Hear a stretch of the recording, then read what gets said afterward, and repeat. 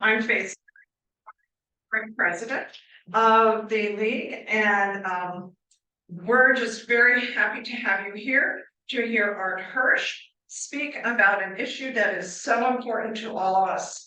The topic today is microplastics in Lake Michigan. Microplastics are found in our food, our water, air, and even in beer. Great things if you drink. It didn't say say anything about wine, but don't let that be an endorsement to only drink beer. Anyway, we are recording this presentation to be posted on YouTube, and in a few days, fingers crossed, and all the technology works, there should be a link on our website that you can click and you can go back and listen to it again or tell your friends if they missed it. Please silence your cell phones. The Q&A is going to be at the end of the presentation. We did have some index cards at the welcome table if you wanted to use them for writing out questions, but I think with the size of the crowd, we'll be able to do it just taking questions from the floor. And since this is a public presentation, I need to make this statement. The League of Women Voters is a nonpartisan political organization. The League works to increase understanding of major public policy issues, such as making sure we all have the life-giving resource of clean water. The League also works to influence public policy through education and advocacy, and supports measures that will protect our water quality, reduce water pollution, protect our lakes, streams, wetlands, and watersheds. Carla Ripley, who is the secretary of the League of Women Voters Berry and Cass County, and the person responsible for all the arrangements for this presentation, will introduce our speaker. Thank you, Faith. You're welcome, Carla. Oh, wait a minute, I think I just took your water. No, I didn't, that's fine. That's not bad. Okay. Oh, wow, thank you for coming. I had an interest in reducing my use of plastics for a long time, but I find it impossibly difficult, but I tried. And I was enthusiastic when the board decided they have an educational presentation focusing on plastics. Faith mentioned the name Arthur Hirsch, and I am embarrassed to say, never heard that name before, even though I've been just getting emails from different organizations that like Beyond Plastics and that want to reduce plastics. So I Googled Art, and I found a video of his microplastics presentation at an annual meeting of a group called A Few Friends for the Environment of the World, AFFEW. And I think they're involved in the North Ludington area. Around Ludington area. Okay. And they had beach cleanups and a lot of other activities. They have a calendar of activities that they have throughout the year. So after viewing Art's presentation, I thought, well, here's our speaker. Fortunately for us, Art was available to come today to present an education and very informative presentation on microplastics. Art Hirsch is a former environmental engineering consultant with over 4 years of experience. He lives in Boulder, Colorado, and spends his summers in the Ludington, Pentwater, Michigan area. He is originally from Michigan and earned a Bachelor of Science degree from Michigan State in Fisheries and Wildlife, and a Master of Science degree from the University of Colorado in Environmental Engineering. His expertise is in the areas of water quality, stormwater management, microplastics, sustainability, climate change risk, and environmental impact assessments. He has been an activist for over 5 years and is in Michigan and currently working on microplastics pollution in the Great Lakes in the areas of education and outreach and federal and state legislation developments. Art's presentation is a perfect way to end Plastics-Free July, in case you haven't known about Plastics-Free July, and to remind all of us of the need to be plastic-free. from now on. There will be an opportunity to ask questions after the presentation. So let's now welcome Arthur Hirsch to learn about the causes and effects of microplastics in our waters and possible solutions. Thank you. Thank you. It's nice being here. It's nice seeing so many young faces here. We're all in the same area in terms of age, so it's very good to see. First of all, I want to extend my thanks to Carla, Berrien, Cass County chapter League of Women Voters for having me here coordinating my talk today. And those of you who decided to spend part of your afternoon. So I'm going to try to make it as interesting and fun if I can, as I possibly can. I just want to acknowledge also the League of Women Voters and the chapter here is some of the words that Carla was mentioning: water quality, and the planet. Really dealing with climate change issues and those sort of things, and making sure that our water resources are well managed, not only just for us, but also for our grandchildren and our grandchildren's children.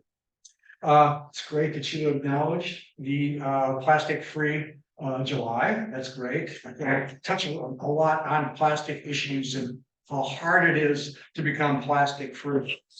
And I also noticed that the chapter was involved with promoting the shutdown of the Line 5 pipeline, which I'm involved with oil and gas do not mix. So, because it's going. Okay. It's not. Are we not doing it? Yeah, you can go ahead.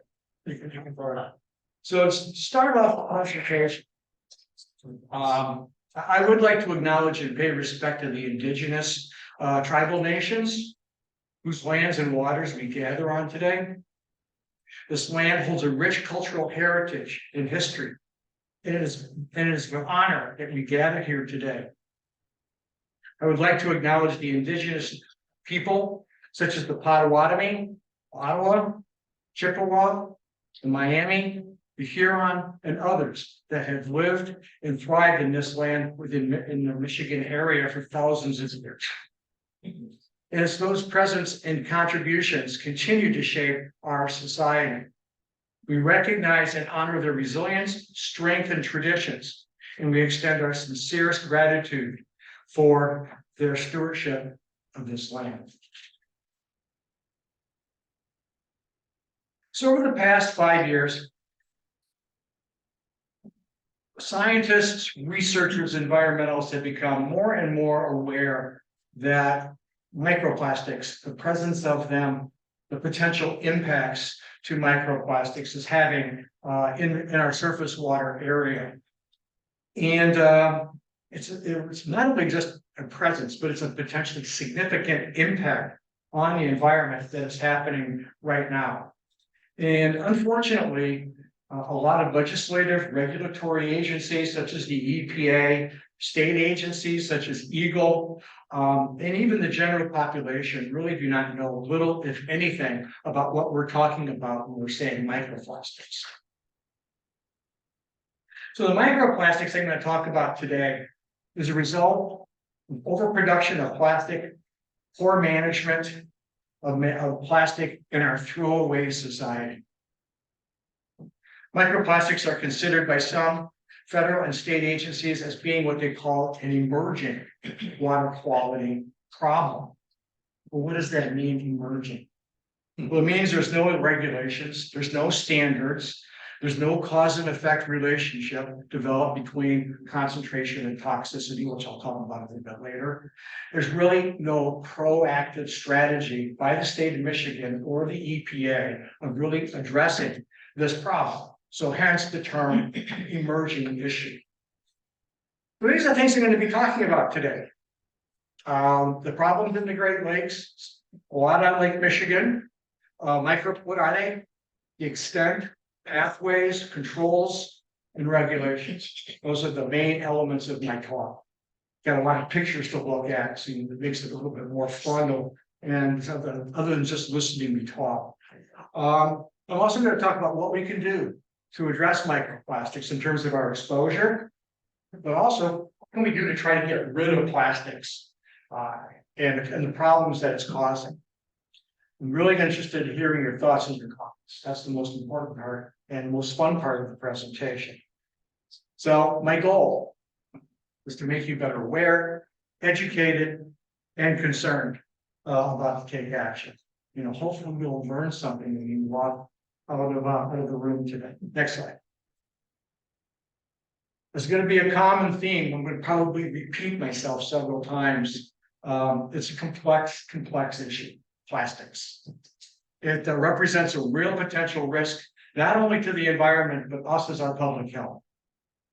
There are huge data gaps that need to be filled. There's a lot of research, a lot of cause and effect relationships that really aren't established yet. But we can't wait for those establishments to happen without taking some sort of action. Because the problem, I'm going to show you some graphs, the problem is not going to go away. The plastic problem is only going to get worse. So, next slide. Okay, the Great Lakes. You know, so here's where I was born, down here in St. Joseph at the Harbor area. I grew up in the Muskegon area over here, and right here is in the Ludington Pentwater, which is where I reside now for the summertime. It was a great place to grow up with the Great Lakes, living on the structure of Lake Michigan. It's had a huge influence on my life, and that's probably why I'm so passionate in terms of protecting the Great Lakes, and particularly Lake Michigan. 94,000 square miles is the watershed area, 10,000 shoreline miles. That's more than California.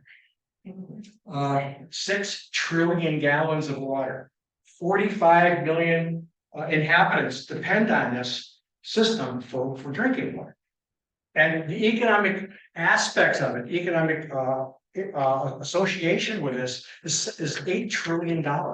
So everything, the economy, quality of life in the Great Lakes area really hinges upon the water quality and water resources.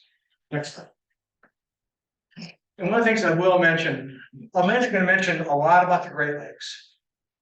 But those of you who have gone to Lake Tahoe or Lake Mead in California, they're having the same sort of problems as the Great Lakes. So the Great Lakes is kind of like a microcosm of some of the problems and the sources that we're experiencing here, they're experiencing in other large areas in the United States. So I'm 70 years old.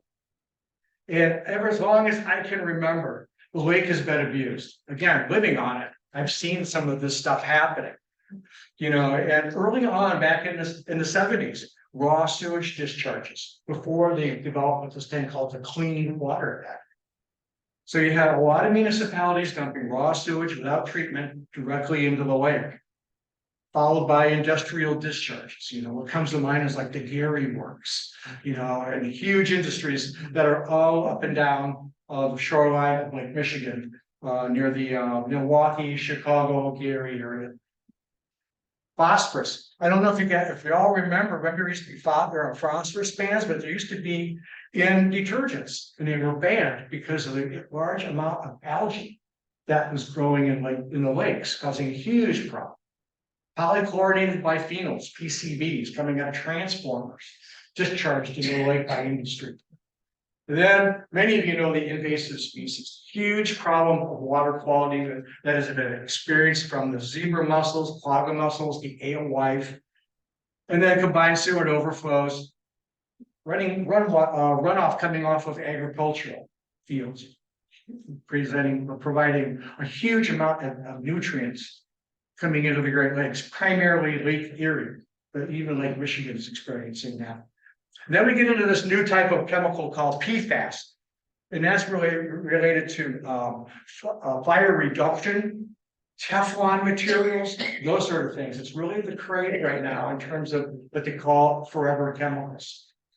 And the last one, microplastics and plastics. So this is a continuing list of abuse that Lake Michigan and the Great Lakes have had And it just really hasn't been enough respect paid to the Great Lakes and allowing continuous discharges of water coming into the lakes. Next slide. So when you think about plastics and you think about water, a lot of people think about, well, what's you think happening in the ocean? You know, there's this huge mounds of plastic, and they're called gyres.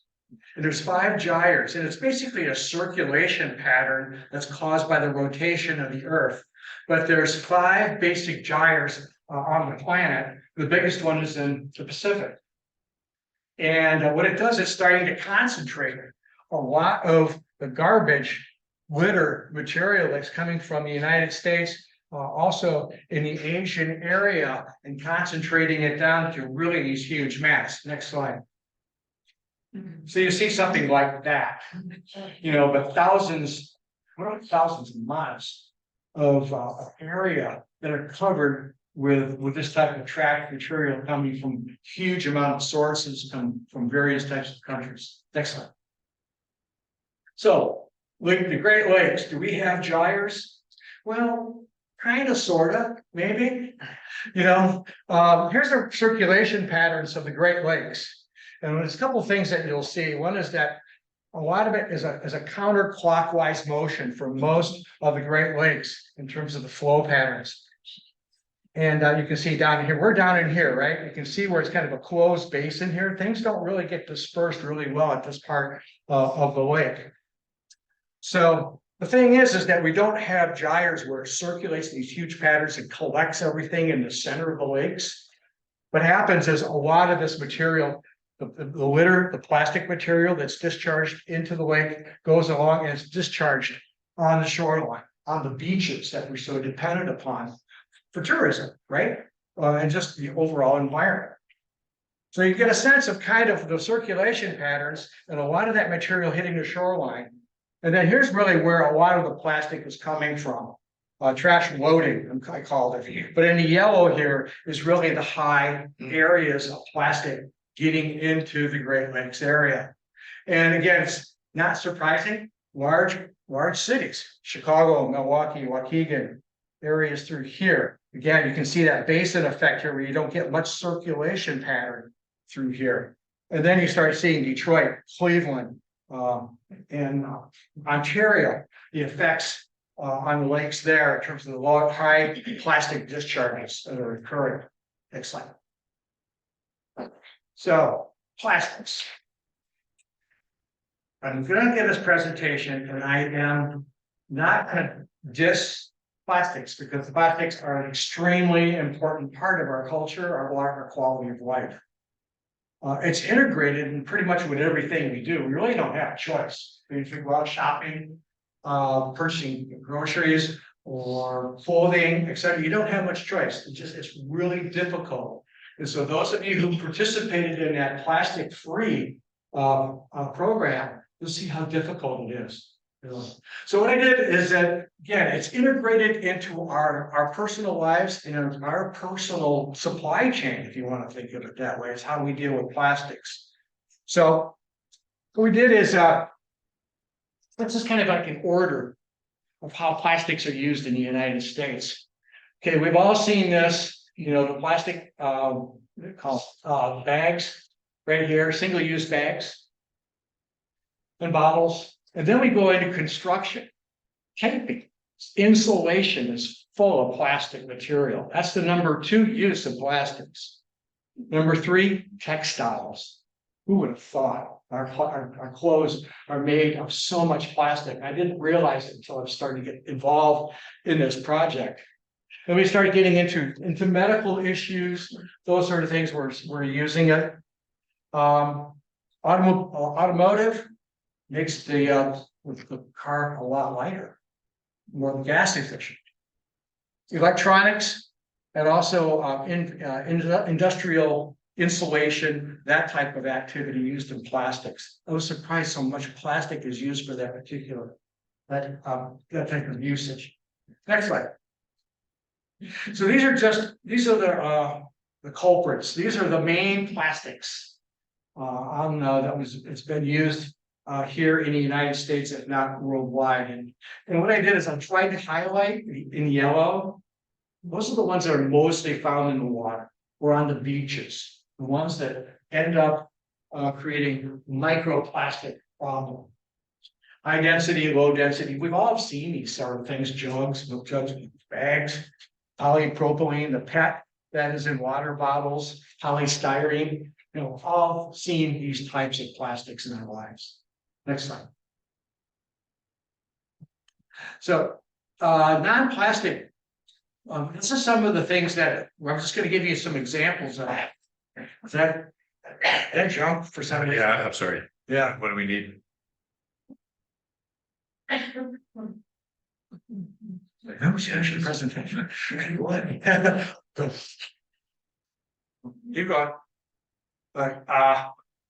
Keep going. Keep going. Keep going. Keep going. Close, close. Okay. There we go. Sorry. Okay, next slide.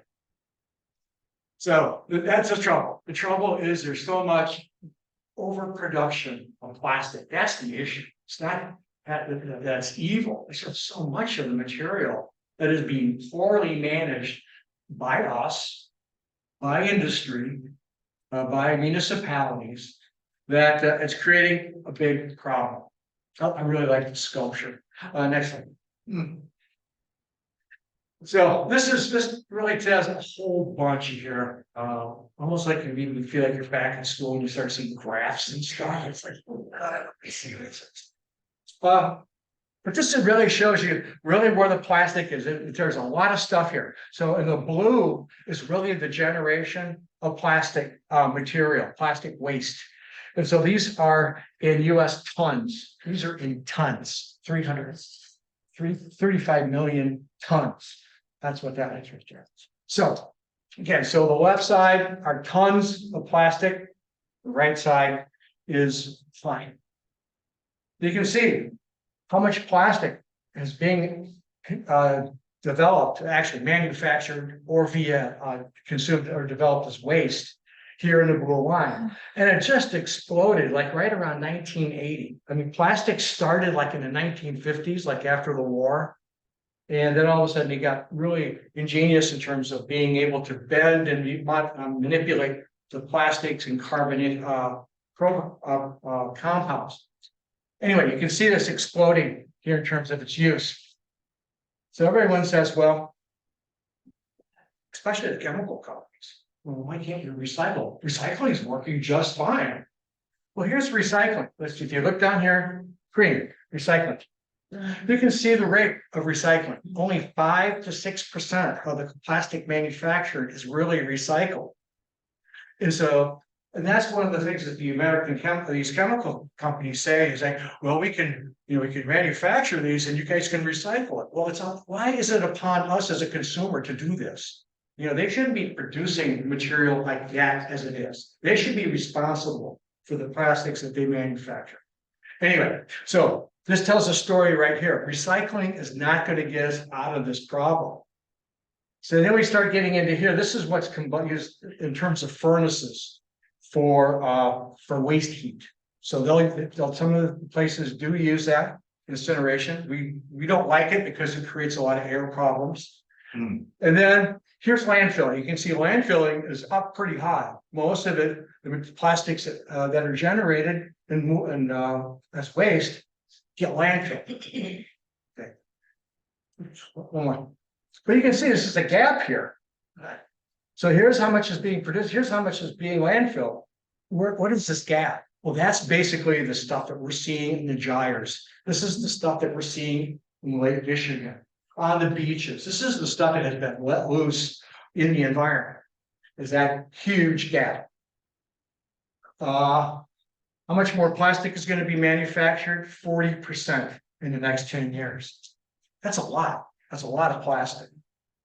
We consume 231 pounds per person in the United States of plastic, where the average in the world is 33. And these fossil fuel companies, petrochemical companies, putting in big bucks.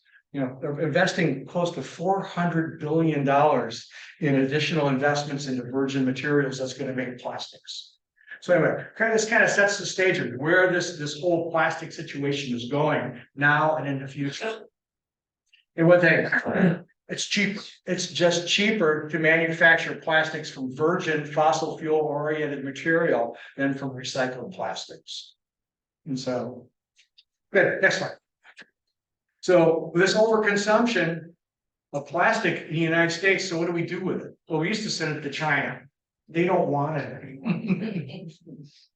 So we don't handle our own stuff. We don't manage it the way we should be here in the United States. So what do? We basically pick on a third world countries, India, Malaysia, Vietnam, Africa, Turkey, these types of countries, and we dump our material there.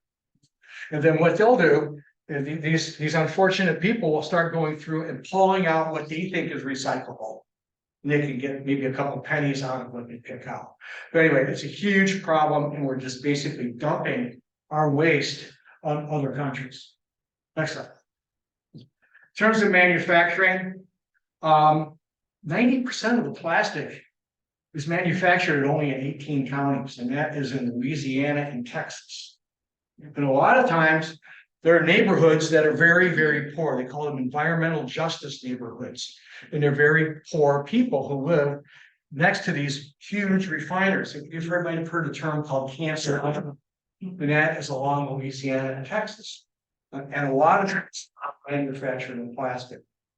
And plastic constitutes 15% of the greenhouse gases that are generated in the United States. That's pretty high. In the next 2 or 3 years, it's going to overtake coal in terms of emissions. Next slide.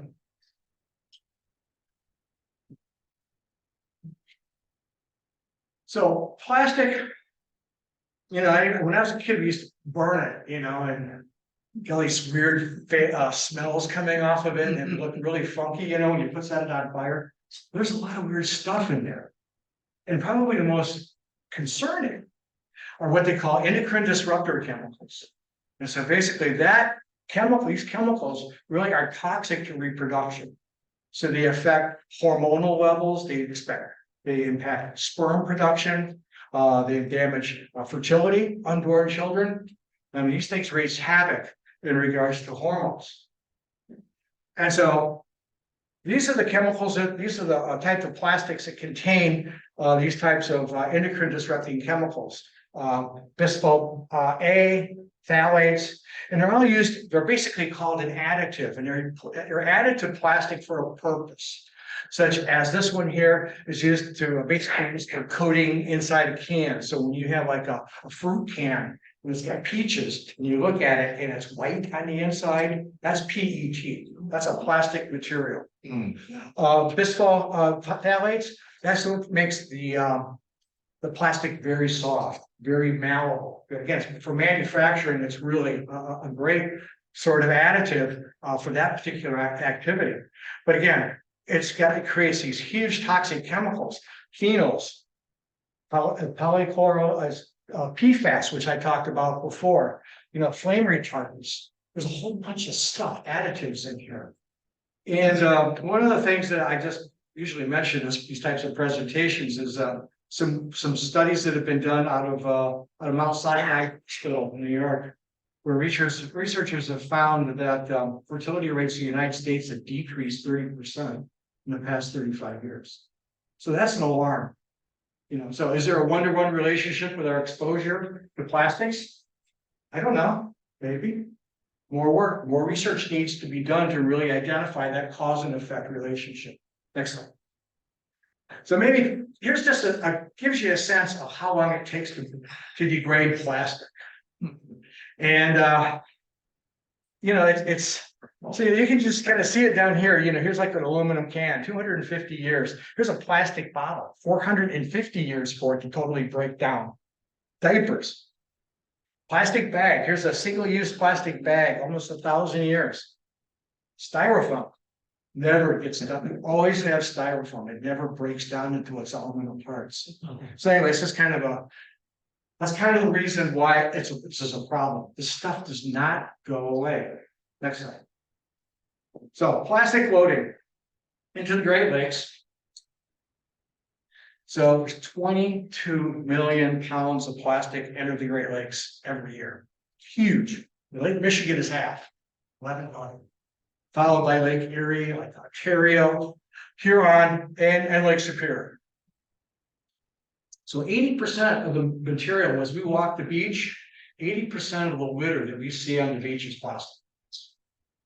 Next slide. Okay.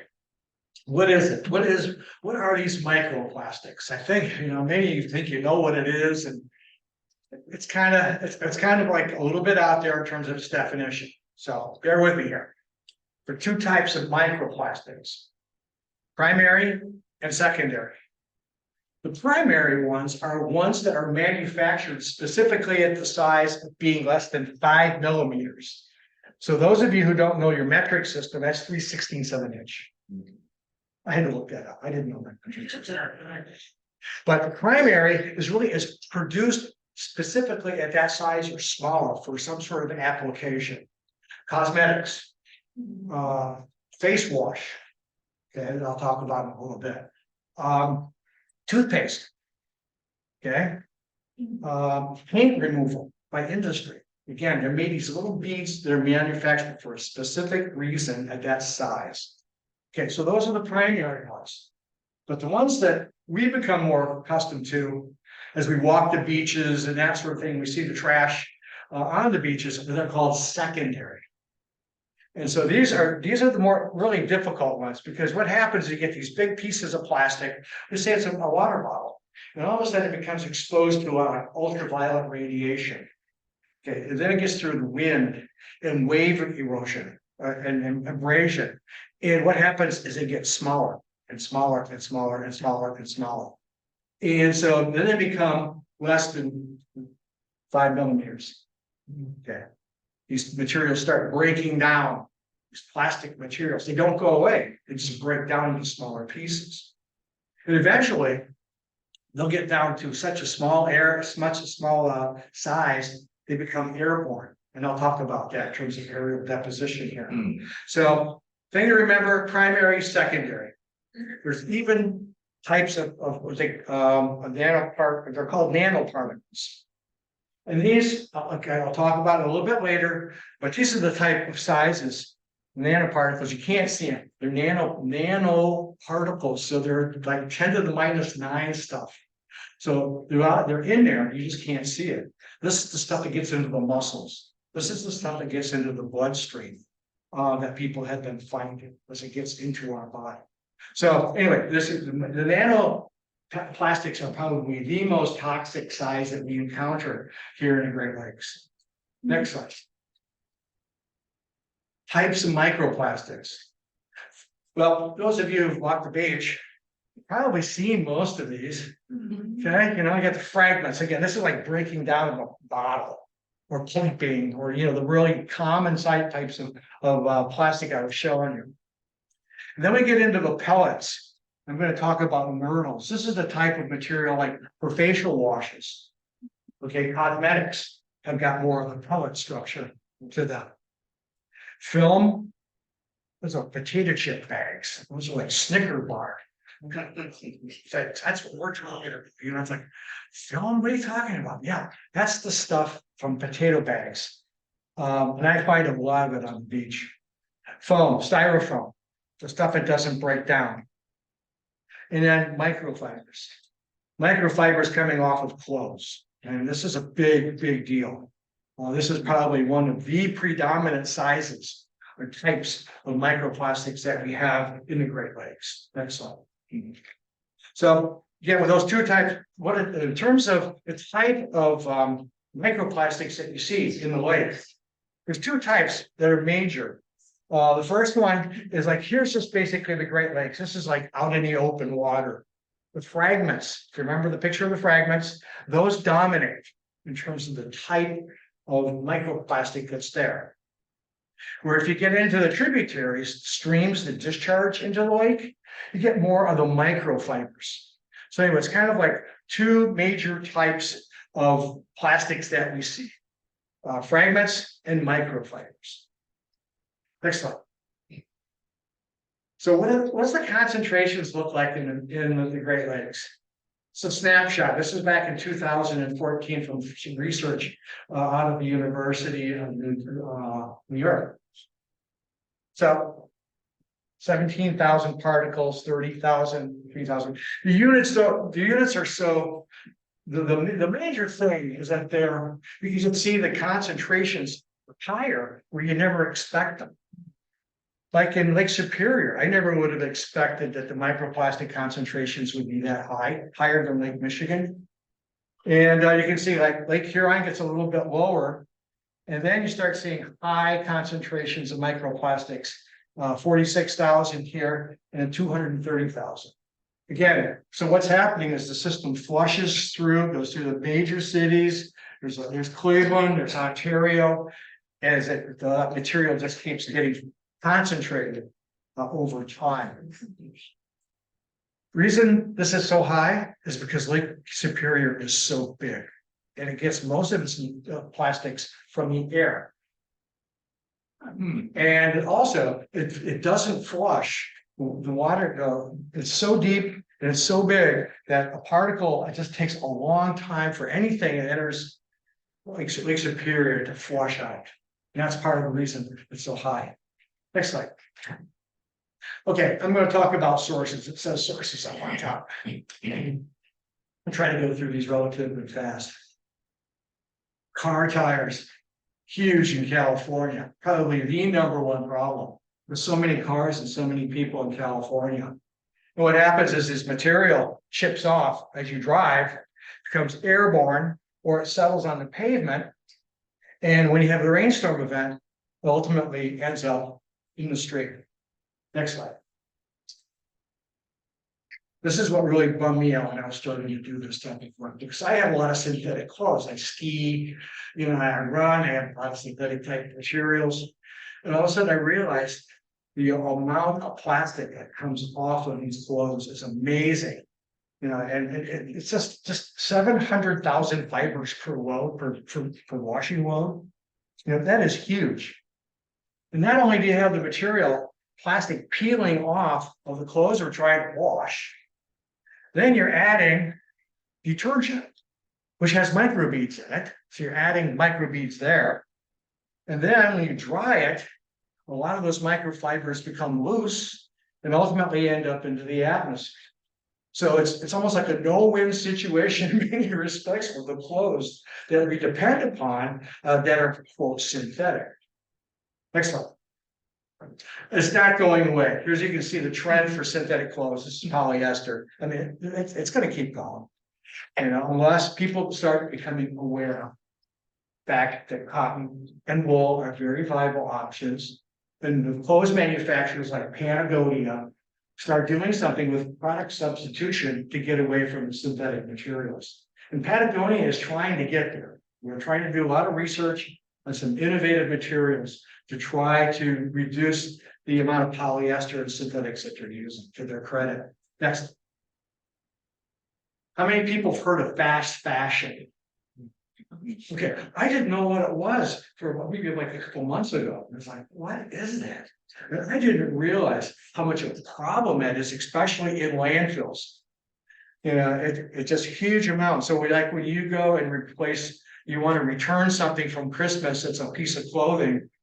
They don't send it back to the factory. They put it in a landfill. It's just too expensive for them to process it back into the system. And so that's what you start seeing is these huge, huge amounts of clothes, synthetic materials in landfills. 11 million tons annually. Many are only worn 7 times before people throw them out. It's amazing. Again, that throwaway society sort of approach, right? Okay, that's a horror show. Next slide. But here's what it looks like in terms of a landfill perspective. There's a lot of stuff, the stuff that picks up from our homes and that sort of thing. It comes on into here, and also there's material that comes from waste treatment operations, sewage materials, that sort of stuff. And then you got fast fashion and a whole bunch of stuff that happens. So what happens, you have water coming through here. So basically, the water will go down, be collected by a leachate pond area, there's a liner, and ultimately. Many times it goes into the surface waters. So that's one mechanism of how it gets into surface waters, is through some sort of percolation through the groundwater. Number one, air dispersion. A lot of air dispersion comes off of these piles, and a lot of that synthetic material comes right off into the atmosphere. Next slide. Microbeads. Yes. There is a toothpaste, cosmetics, and I mentioned also industrial operations. And so, yeah, cosmetics is a big one. Next slide. Single-use plastics, number one use, plastic materials. So you go to the grocery store, it's hard to get rid of that. It's hard to stay away from this stuff.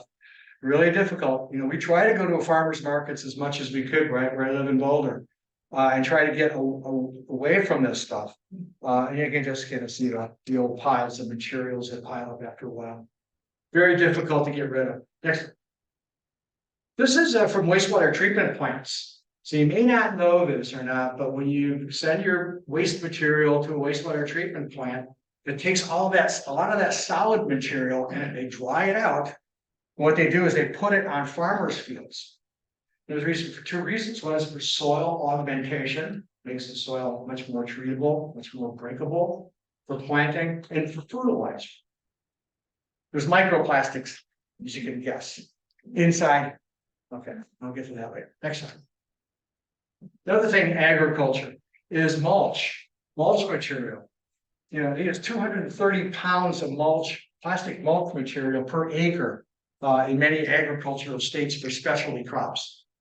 What do? Well, they don't recycle the material. They basically let it sit, or they burn it, or it just basically breaks down to smaller pieces. The one I thought was really interesting is farmers in agriculture, pharma. Basically, what they have these little pellets, and what they do is they encapsulate fertilizer, herbicides, and pesticides and seeds inside these plastic materials. It's almost like a time release aspirin, and they put it in the environment. So this stuff that contains the fertilizers and the pesticides are plastic. Next slide.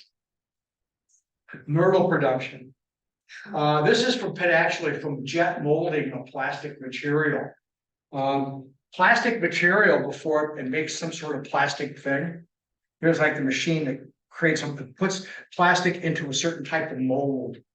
That you know, maybe it's a toy, maybe it's some sort of a utensil that's plastic. So what happens is that these things are manufactured at a petrochemical plant, and they're really small. Again, they're a microplastic, and these are the things that get loose out into the environment. And so this is a real pollution problem in Lake Michigan, and also in the Great Lakes, especially where there's areas that have plastic manufacture and use these types of materials. Next slide. So those were sources. Now pathways are like, how does it get from the source to the lake? You know, what's the path? That's what I'm trying to talk about here. So you have wastewater treatment plants that discharge directly into surface waters of the United States. We have industrial discharges. Next slide. Many of us seen this type. This is probably one of the major pathways for plastics entering the Great Lakes. Is this type of a situation where stormwater discharges.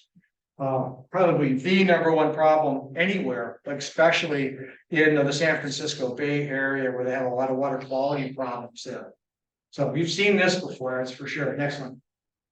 But also tributaries. Again, it's easy to see a lot of trash built up from various types of sources, from urban, non-urban areas, ultimately being flushed into the Great Lakes area. Next slide.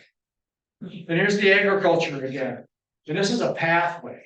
So what I mean is we know that there's potentially biosolid materials there that we talked about that comes from wastewater treatment plants. But what happens is that when it rains, there's no controls here. There should be what they call best management practices to stop the runoff going off of the agricultural field. And not only is it carrying a lot of nutrients, it's also carrying a lot of plastics. Okay, going into a tributary. Next slide. Beach litter. This is what I do like every other day sometimes, especially when it gets a lot of rain. And what happens is that a lot of the material comes across the lake from Milwaukee. And so I can see bags of material that are sold in the Michigan stores. So I figure it's coming from Wisconsin. I'll blame them. But there's a lot of material. The lake is what 45 miles, 50 miles wide. So it's not hard for this material to come over. Next slide. So this is a pathway, again, the aerial deposition. And here's a picture here. It's kind of maybe a little fuzzy, but you can see a microfiber right here. And you can see pieces of plastic fibers here. This is the type of stuff that you see from the aerial deposition. And this is some work that was done by Utah State University in collecting air samples in some very pristine wilderness areas.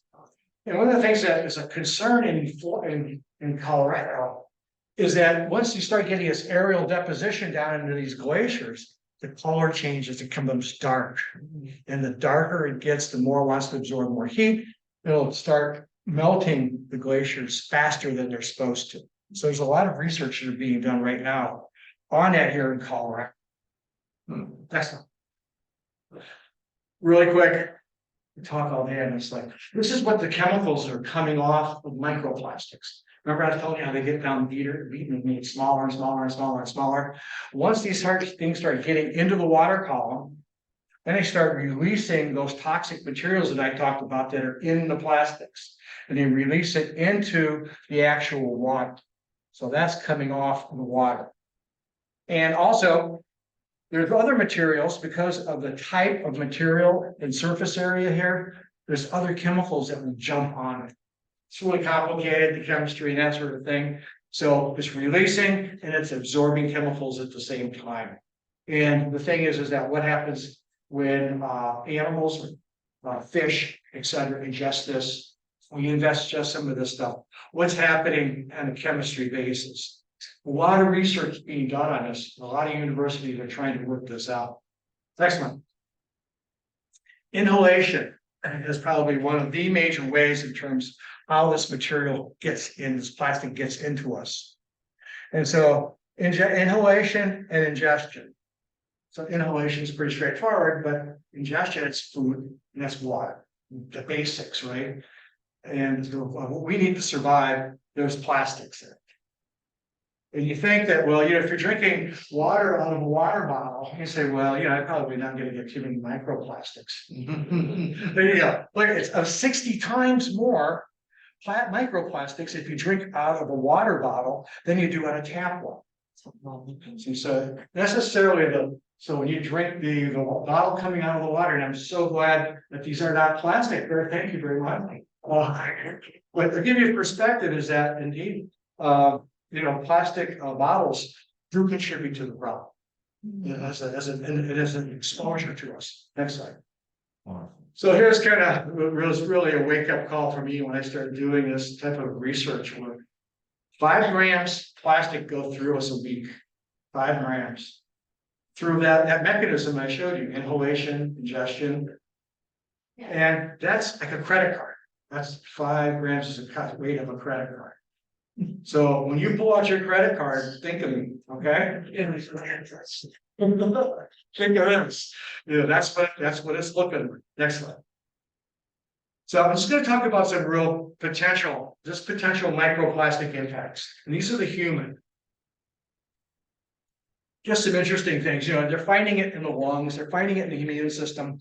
The blood situation that's in our bloodstream, that was relatively new. And so once it starts getting into the blood systems, you can understand it gets mobile. It's getting into various types of parts of our body. But what's interesting is that it's found in the placenta. Okay, but they're also in infant fecal concentrations coming out of very, very young children. Their concentrations of microplastics are more than us as adults. I'm just like, why is that? And I'm thinking plastic bottles. You know, you feed formula using plastic bottles. We did it, you know, when we had kids. But I can kind of see that in terms of reason why those concentrations are higher in small children than adults.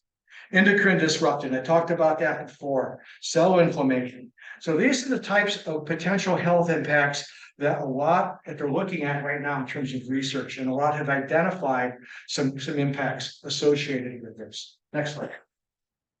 Now, in terms of the ecology, okay, I'm going to stress you a little bit on your biology. You didn't forget it yet, right? Zooplankton, fish, and birds. This is a zooplankton. Zooplankton is in the lake. It's the base of the food chain in Lake Michigan, in Great Lakes. And so you can see the plastic.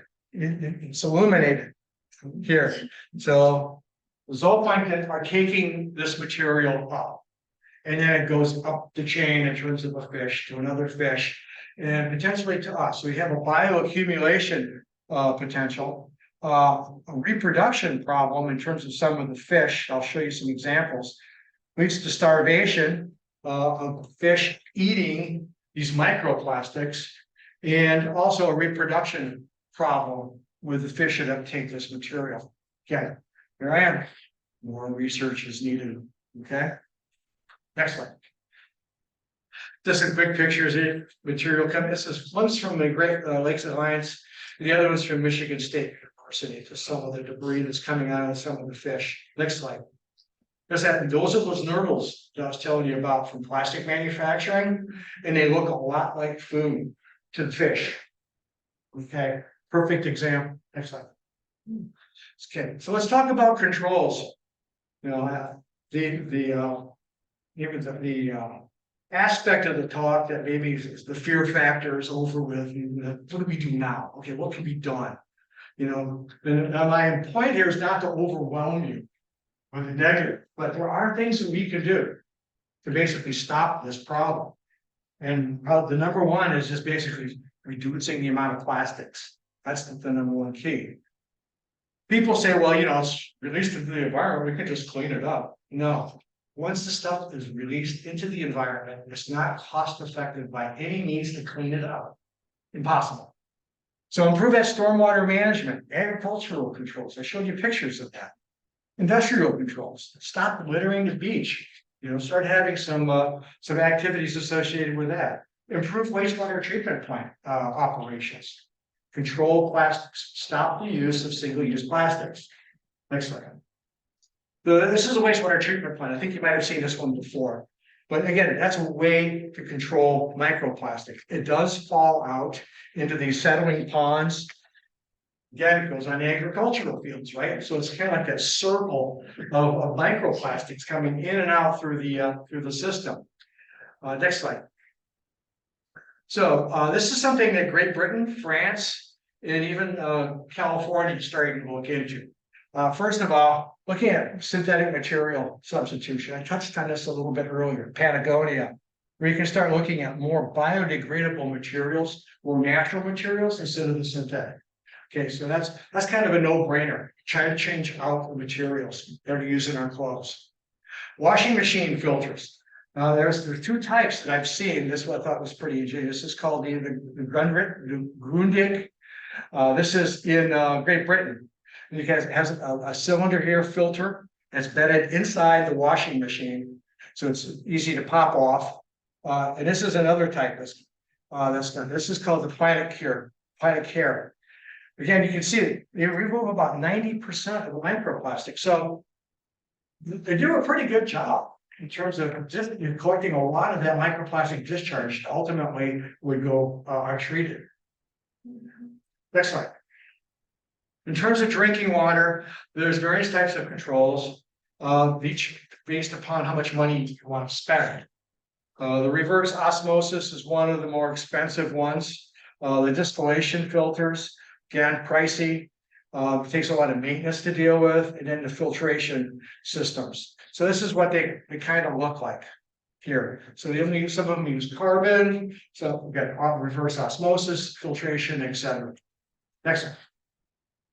So I'm gonna give you a little bit of regulations. And why is Arnold Schwarzenegger on here? Well, he was the governor of California, and he signed the NERDL law. Remember the NERDLs, right? Well, he signed into law, basically requiring manufacturing to control the amount of NERDLs being discharged into the waters of California. So he's the only governor who's ever done something like this. So, and he had kind of an environmental slant too, when he was in office. Then California has got what they call a microplastic strategy that deals with surface waters and drinking water. They do microbead bans. We talked about that in cosmetics. They're one of the first ones to really extend the type of products that are covered. And then microfiber filtration. That's going to be coming up for a vote this particular year, requiring new washing machines in California have to have these filters. Next slide. Dick Durbin, next door neighbor, right? He's doing last year, he tried to get a federal law together, again, addressing NERDLs, but basically within the entire Great Lakes area, trying to control them, coming up with a bill that would control them. So Dick Durbin is still very proactive in terms of this particular bill. I think he's going to probably try to reissue the bill again this year. Again, trying to stop those pesky pellets coming in and being dumped on the beaches and into the water. Next slide. So here's a conceptual environmental legislation. This is something that I'm working on right now. I'm involved with a plastics environmental coalition. There's about 4 or 5 environmental groups who are seeing microplastics as a big deal. And so what we're doing is we've approached senators and representatives here in the state of Michigan to start coming up with some sort of a plan of addressing these microplastics. Michigan is not doing anything about this. So there's things that we can do. We've developed some text here about banning microbeads in cosmetics and also cleaning solutions, like dishwashing compounds or clothes washing compounds, those types of things. Develop a statewide plastic strategy that involves monitoring, risk assessment, prioritization of high risk areas, and start mitigating the sources. So it's a lot of stuff. Basically, it requires the state of Michigan to start managing the Great Lakes in anticipation of this problem. This not potential problem, but this problem. Just like California. Next slide. The International Joint Commission is really this commission that's occupied by both the United States and Canada. And so they've come up with a very like a 20,000, 30,000 foot evaluation of what needs to happen. Develop a strategy plan, monitor, consistent sampling methods, make the people aware, do some outreach like we're doing today. Institute ecological health assessment studies, again, that cause and effect relationship, and develop source controls and pathway controls, things that we talked about already. Next slide. Okay, how can you reduce your microplastic exposure? These are just some ideas that you can do, you can think about. The forest. Who would have thought? I mean, I let my kids run amok on the forest, never thought. That's where the microplastics set. So it comes off of your clothing, it comes off of your drapes, it comes off of your furniture, anything related to plastic ultimately starts being deposited down in the forest. So vacuum and dust mop the forest as much as you can. Don't store your food in plastic. You're going to expose yourself to microplastics. Avoid drinking plastic bottles. We touched on that one. Reusable, renewable water cans.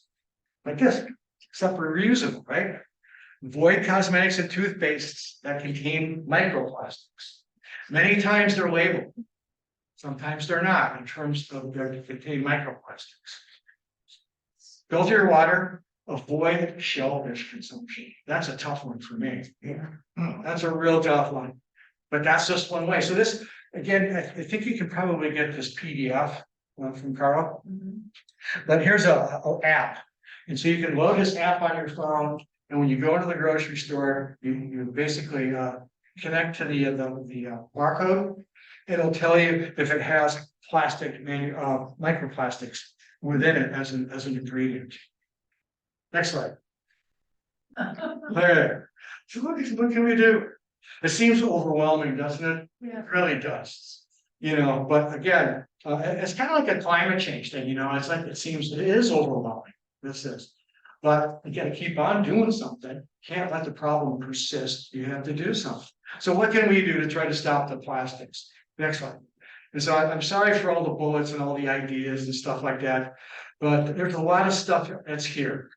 Supporting the United Nations treaty.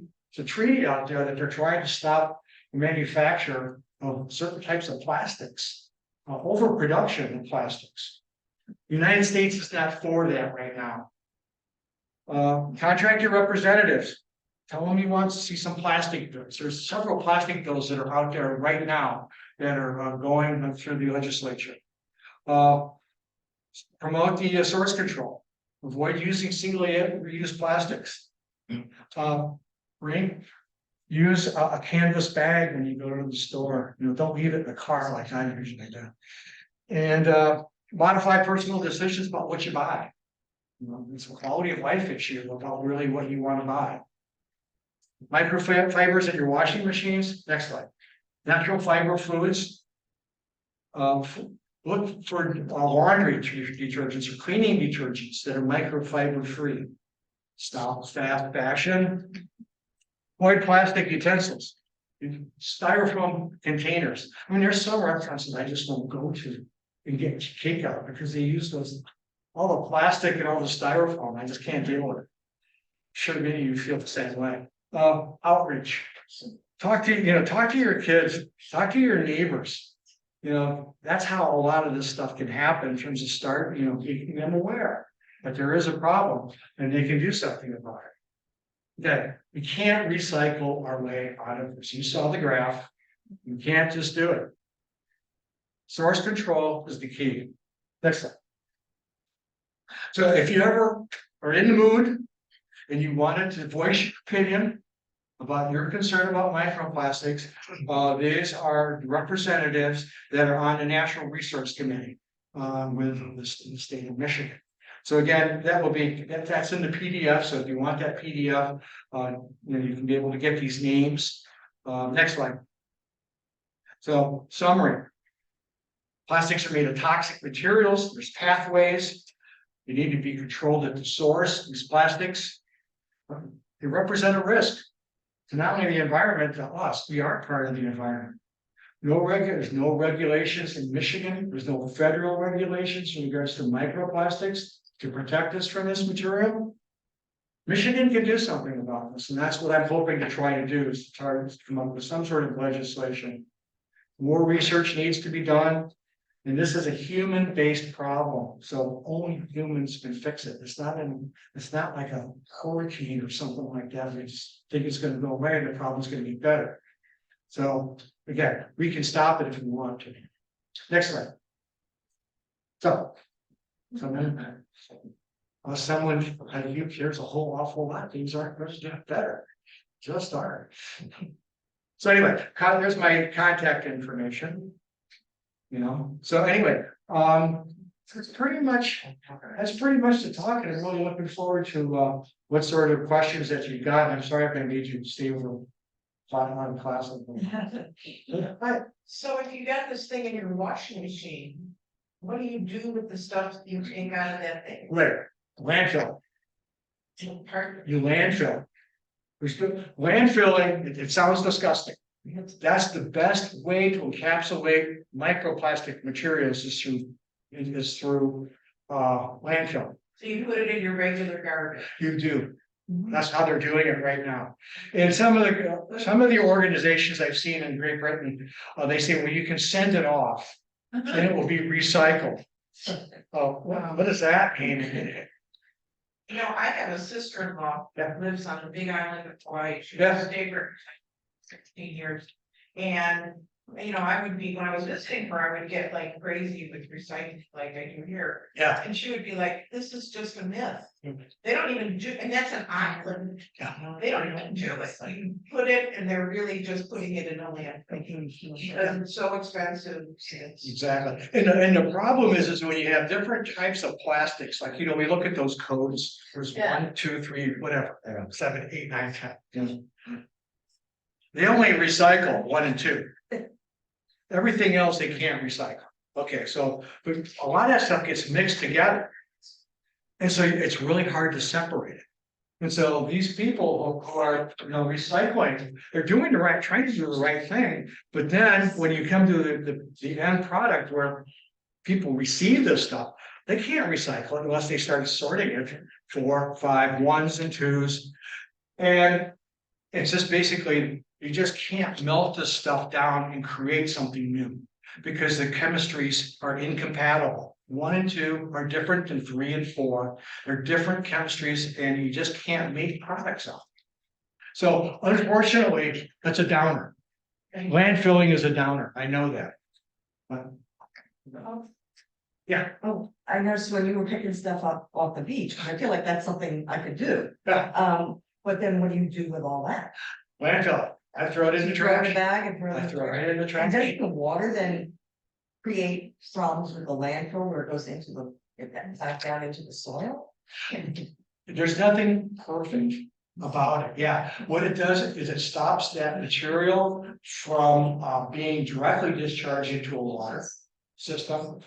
And it's like a retention time, it maybe take a couple 100 years for it to get to the groundwater. It kind of stayed in all. It's exactly, there's no good answer to that question, you know? That's what the thing is with environmental things, is like, what has the least risk?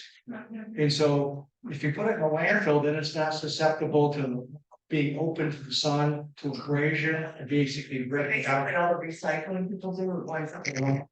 Many times they do, or sometimes what they'll do, well, you remember that graph?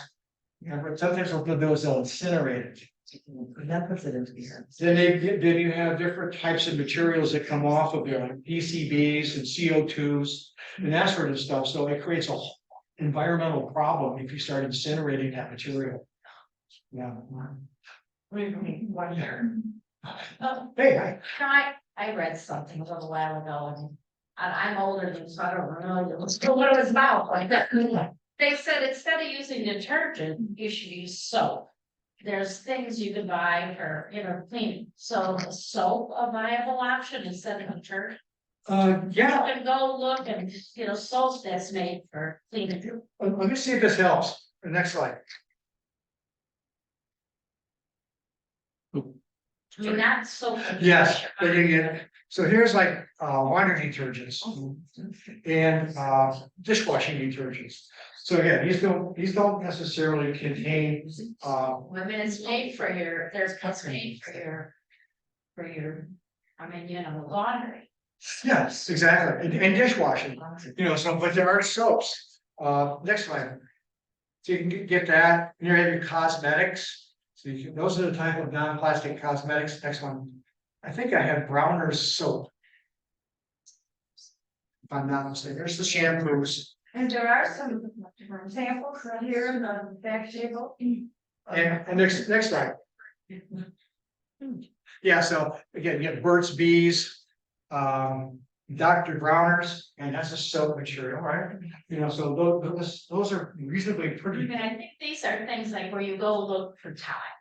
You know, but there actually are boxes that say instead of detergent, it's like a soap for. Is this For the dishwashing. The Eco sheets. Yeah, you know, but I'm not exactly sure if I follow you, I've already seen that. The issue was, and I have to see. Okay. But there's an alcohol, I know alcohol. Yeah, laundry detergent, it's a soap, instead of a detergent, it's a soap. Well, it's still a surfactant. So detergent are still surfactants, so basically it's. Soap causes a lot of trouble with algae and things too. Well, so, You know, that's- but still on detergents too. It's phosphorus and nitrogen, so it isn't necessarily that. So I don't know if I did a really good job of answering your question though. Have you tried vegan or vegetarian soap?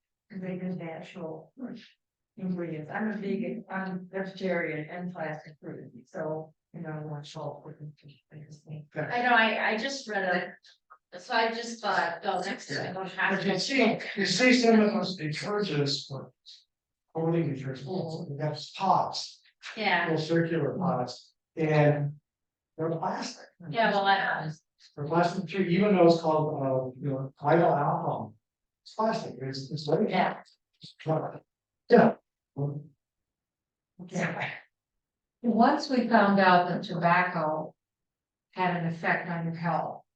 It was a cause and effect. Yeah, So how close are we to having a cause and effect of our exposure to or ingestion yeah, of plastics? yeah, and that's a good question, and we're a ways away. There's universities who are working on it, there is, the government of Canada, their universities are working on it and trying to come up with that cause and effect relationship. yes. The problem is that each type of microplastic has its own different type of toxicity based upon what it's made of. So if you have a plastic comes out of this manufacturing with this type of chemistry, it's not the same as this plastic. And so it's a soup of chemicals. And that's part of the complexity, is the shape and the chemical composition of these plastic materials, and they're not consistent. That's It's like really. finding the cause of cancer. It's really- And it's many different reasons. Exactly, cigarettes have what, 1,000 chemicals inside the cigarettes back in the day. So it's gonna take a while, and that's one of the reasons why I want the state of Michigan to start doing something about addressing this particular risk. I think we have a question back there. My question was the source of the research that says we need a credit card. What was the source of that? Well, the source, I can give that to you. There's two sources that I've got. CNN is one, and there's research that was done in the Netherlands that basically came out with that. So I'd be glad to share that with you. And then the second thing I'll just offer is there's. The problem with clothing is that even when we donate it, it ends up. Most of the time, and Yeah, there's a company called 4 Days that's trying to institute a circular economy when it comes to fashion. So you buy a take back bag for $25, it's a credit to buy clothes from them later, and anything cloth, they will recycle. So sheets, clothing, Yeah. synthetic stuff. They have a bunch of recycled partners that they ship everything off to, so. wow. It's called 4 Days, and then they have really cool fashion you can buy from them, so. That's really good. That's Thank you, great. Zena. Are there any other questions? Yes. Three things you can see on your great graphics. One is, what are you doing to get the Nobel Prize chemistry group to award something for biodegradable plastics? I know, some of them need to be real hard, but some of them, and says, get those.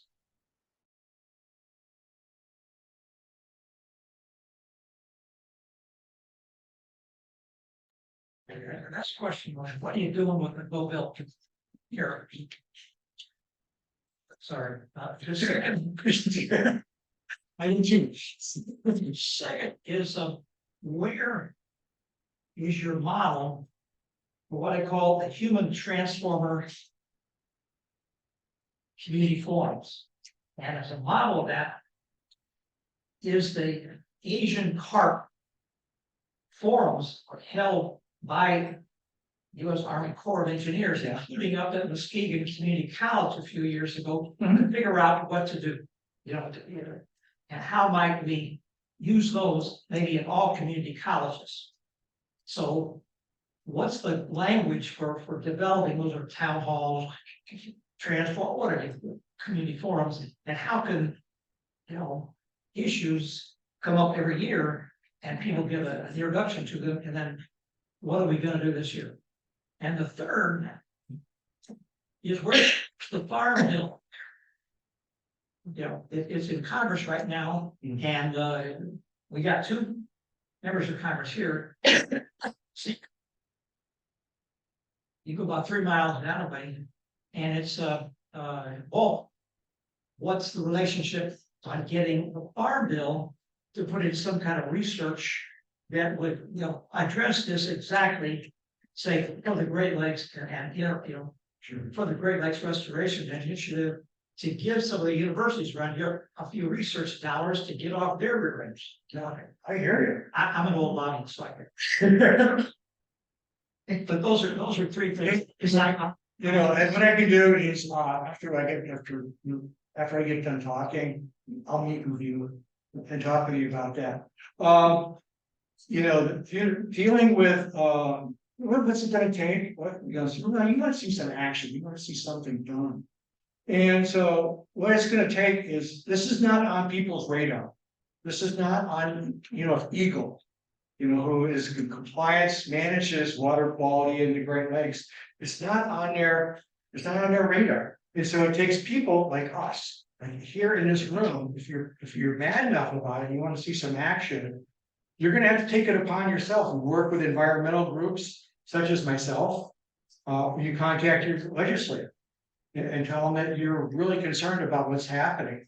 So it's basically, you gotta be your own advocate in many respects. So what are they doing? The federal government, EPA, this really is not a high priority issue. The issue of was a chemical called PFAS is really what's taking all the oxygen out of the room, so to speak. And that's where all the money's coming from, that's where all the regulations are coming from, and that's where the legislators are feeling the stress are related to PFAS issues. This is coming up, this issue. So, trying to deal with Michigan State in regards to the use of biosolids in agricultural fields. You were talking about the farm bill. Michigan State doesn't want to talk about it. I've tried talking with the dean. I've tried to talk to numerous agricultural people about what they're doing with the microplastics in the biosolids. So I'm seeing basically a lot of crickets. But if you take the bill, I think, by the farm bill, regenerative farming, which basically deals a lot with not having to use biosolids as part of regenerative farming. That's in farming. So I think that's about all I can answer to you right now, but I'd be glad to talk to you afterwards. Yeah. Some really good questions. Are there any more questions? Well, thank you so much. How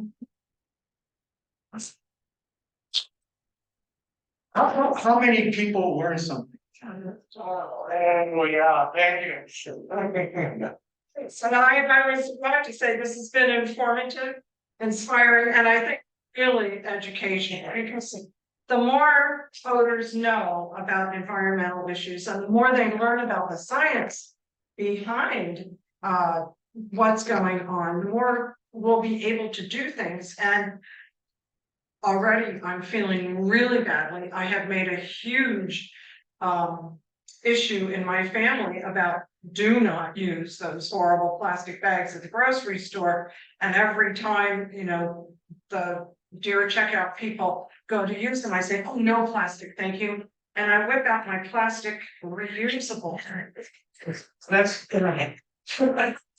Just a step better. Nice. And I like figure out what to do with those plastic reuse bags and get canvas ones, which I did used to have years ago.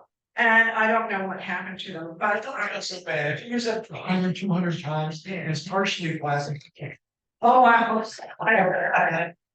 And that I won't, someone won't make me feel even more guilty. It's much better than the synthetic blouse that you only wear 7 times. Okay. Cast that. So I think it's just been really helpful to think about looking at the products that you use, especially your toothpaste. And then I thought I was doing really well by getting these sheets to use in the washing machine. And I don't see anything about plastic here, but I really don't know what sodium dodecyl sulfate is. So It's not plastic. it's not plastic. Plastic. So the idea of having, maybe an app on your phone that you can download to look things up. But at least it doesn't come in a plastic container. So Thank you so much for coming out. And thank you all for Thank you. coming and for your insightful questions. The League of Women Voters does not support or oppose any political party or candidate for elected office or any group that supports candidates. Even though we're called the League of Women Voters, the league is not just for women. All are welcome. We have lots of these these little brochures. If you're interested in joining us, please take one home, or you can visit our website. We continue to plan programs like this as best we can. We try to do one monthly. Keep your eyes on your inbox, and if look at various media in the neighborhood. We will not have anything in August. We're going to have a little August summer vacation. But in September, we're hoping to have another meeting like this at the end of the month. And thank you so much for coming. Also, please look at the table at the back. Carla has brought some suggestions for things